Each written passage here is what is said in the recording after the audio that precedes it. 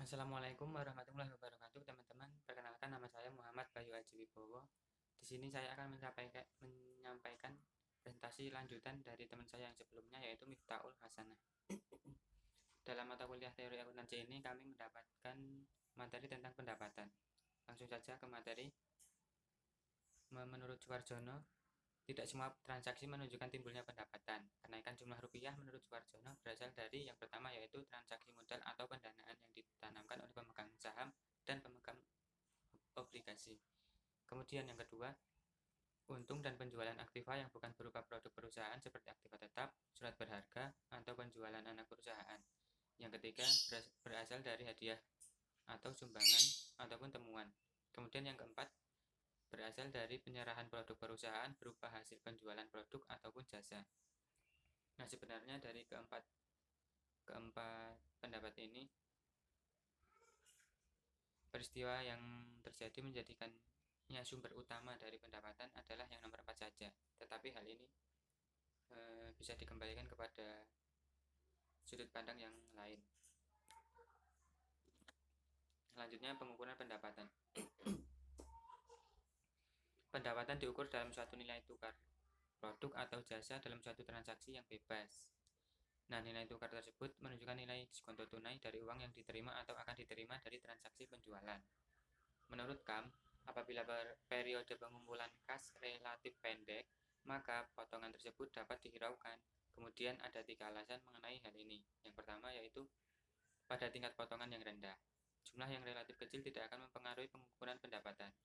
Kemudian yang kedua, pengakuan potongan harus segera dicatat setelah pendapatan diakui. Kemudian yang ketiga, penggolongan pendapatan uang timbul dari penjualan yang disertai potongan. Dapat diukur sebagai rugi dan akan mengurangi pendapatannya. Nah, di sini pembentukan dan realisasi pendapatan. Pembentukan pendapatan dan realisasi pendapatan sendiri adalah dua konsep yang berbeda, tetapi hal ini saling mendukung atau saling berkaitan.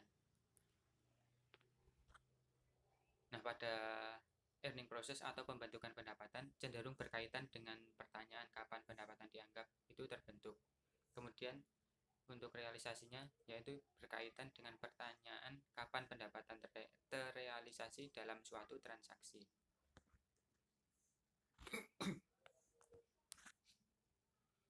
Nah, yang pertama itu pembentukan pendapatan.